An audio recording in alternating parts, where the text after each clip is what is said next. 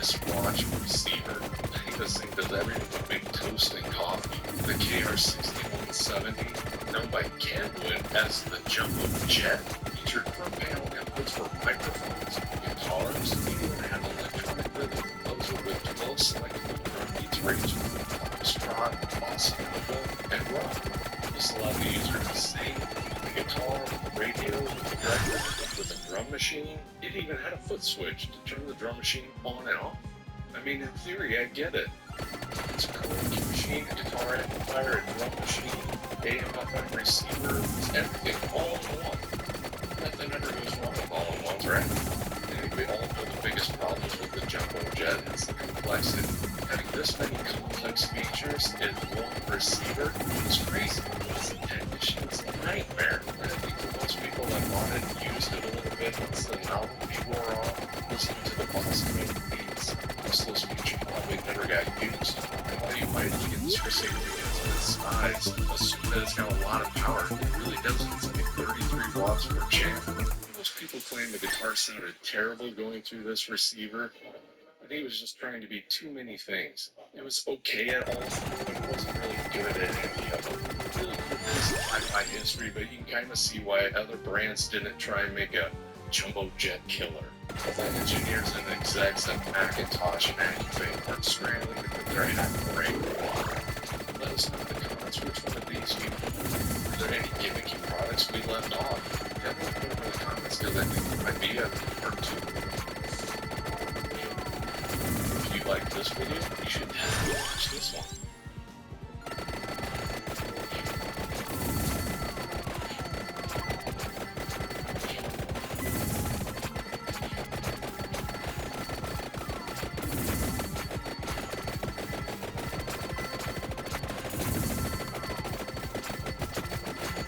The history of hi-fi is essentially a graveyard of brilliant ideas that were killed by either marketing, bad timing, or simply too much for the average customer.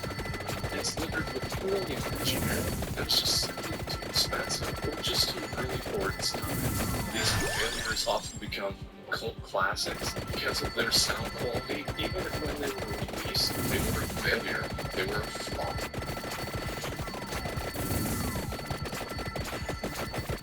In this video, we are going to look at some of the biggest failures in hi-fi's history that were actually really good.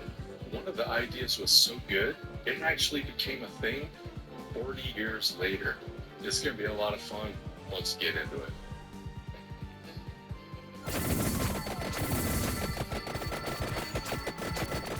1989, Fisher put out the RS-C1.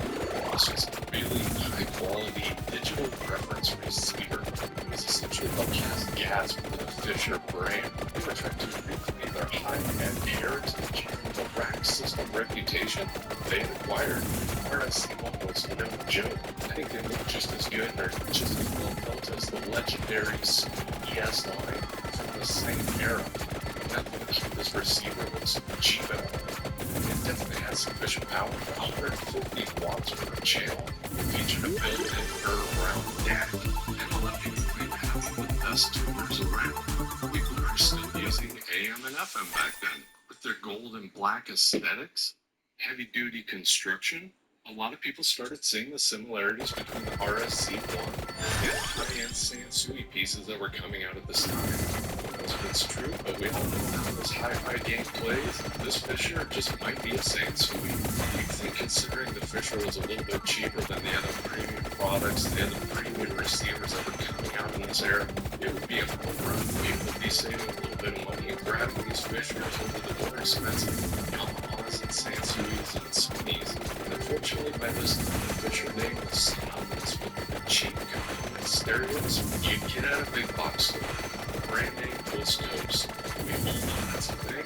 Nobody wants to tell their buddy they just picked up a really good, really nice Fisher. I don't think a lot of people had a lot of trust either. Having the products Fisher put out for the last 10 or 15 years, buying a high-end flagship Fisher, I'm sure the consumer was skeptical of some smoke and mirrors.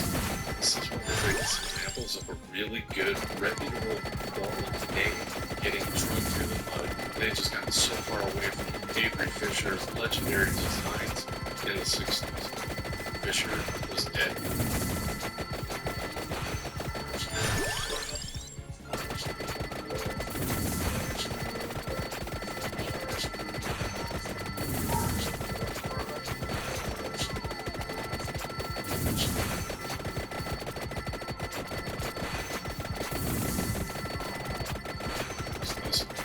Fisher was dead.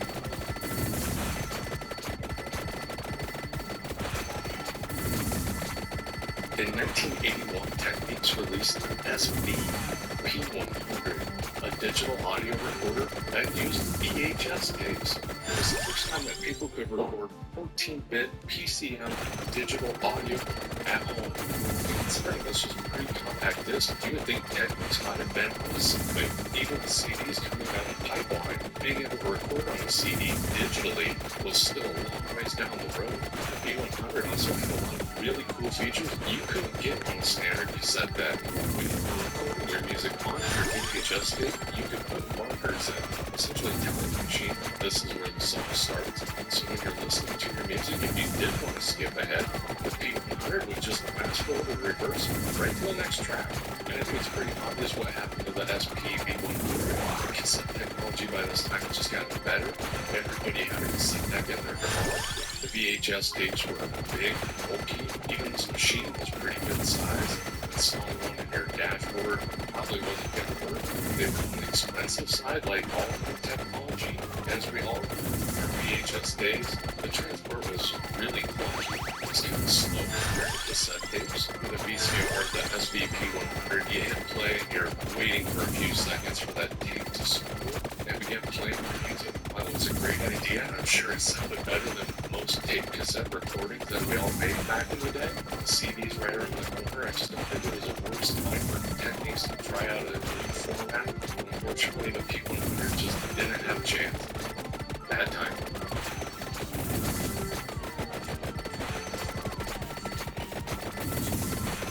Calling this one and another further into this a failure, maybe a little bit of a gray area, but I do think we need to talk about Oppo. Oppo's Blu-ray and Universal players were widely considered the best in the world, often outperforming boutique brands 5 times the cost. And no question, Oppo was one of those in-the-know brands.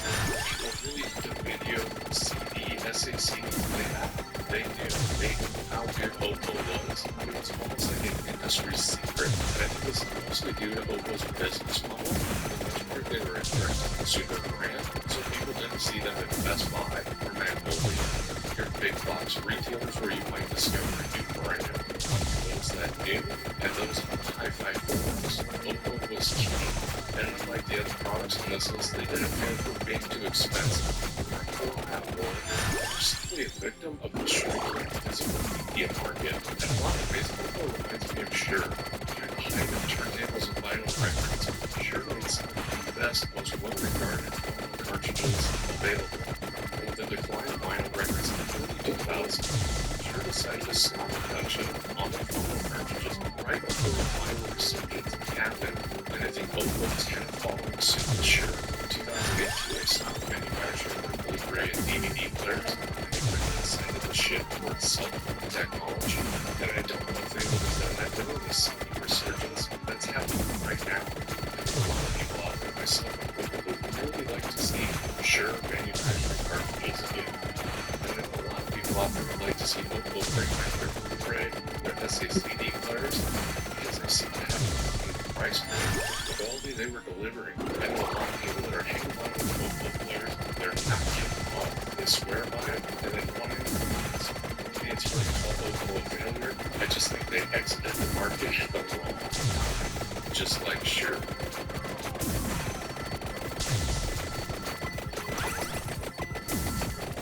In 1979, Bob Carver introduced the squared magnetic power amplifier known as the Q, or the M400. This tiny little amplifier utilized a revolutionary technology, the magnetic field power supply, in order to produce its 200 watts per channel for 10 pennies. Difference of its power in a small little package. It was revolutionary and it sounded incredible. These little amplifiers are known for being able to drive some of the hardest to drive speakers out there. The problem with Despite its tiny footprint, it can often be compared to larger amplifiers or receivers, 3 times the size and 3 times the weight. The same era, 40 years down the road, people would lose their hesitation at thinking that a small little amplifier can produce that much power.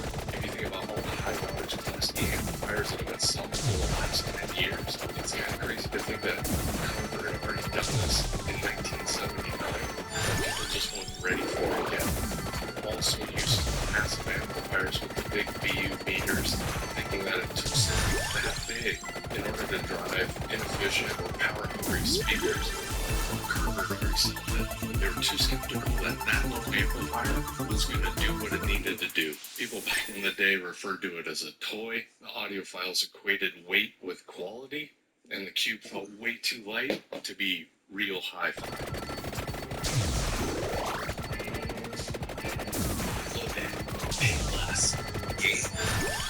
Way too light to be real high.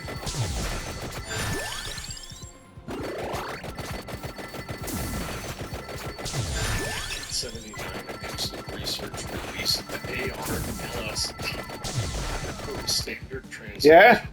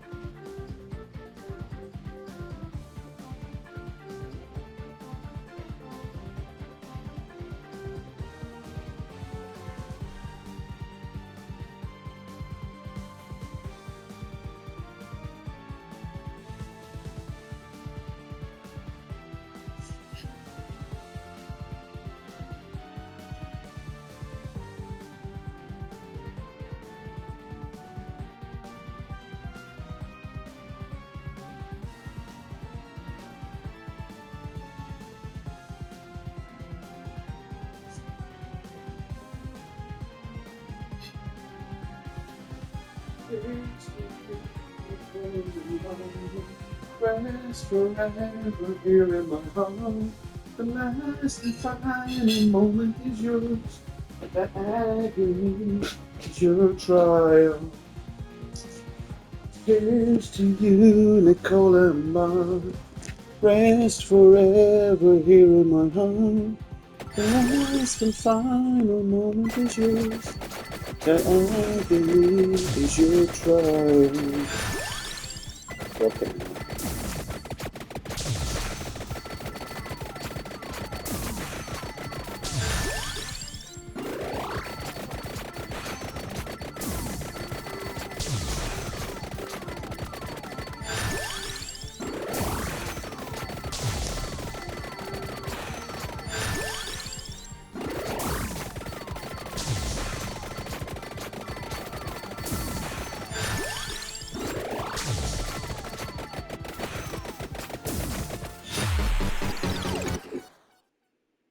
Fuck.